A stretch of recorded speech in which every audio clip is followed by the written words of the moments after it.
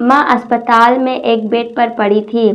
अस्पताल के बरामदे में उसके 2 बेटे और 1 बेटी चिंता में टहल रहे थे। भाई बहन को अपनी माँ के लिए सेहत की चिंता तो थी, लेकिन उससे भी ज़्यादा चिंता इस बात की थी कि अब माँ को अपने साथ कौन रखेगा।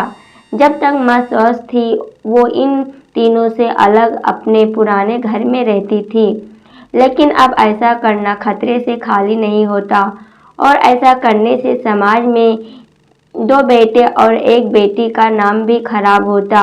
लोग कहते कि देखो कैसे औलाद हैं। बीमार माँ को अकेला रहने के लिए छोड़ दिया। 1 घंटे से बिना कोई बातचीत किए वो तीनों अपने अपने विचारों में खोए हुए थे।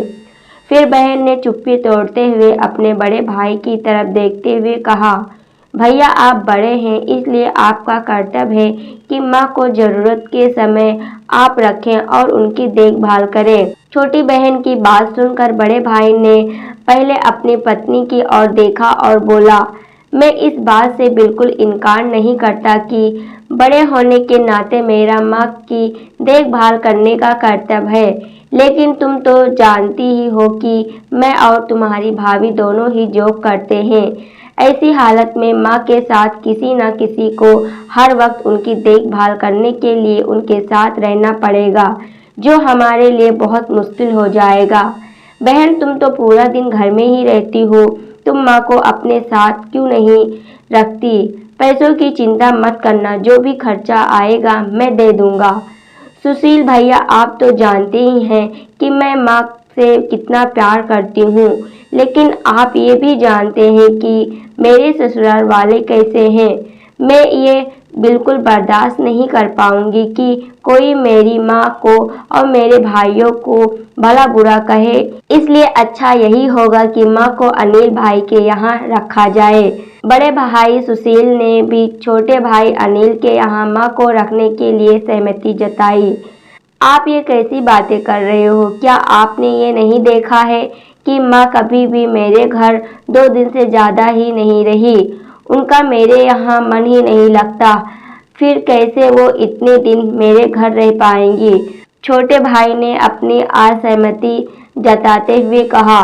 इससे पहले कि इस चर्चा का कोई नतीजा निकल पाता, एक नर्स वहां दौड़ते हुए आई और कहने लगी, क्या आप ही वार्ड नंबर 4 में भर्ती मरीज के रिश्तेदार हैं? आपको डॉक्टर साहब अंदर बुला रहे हैं।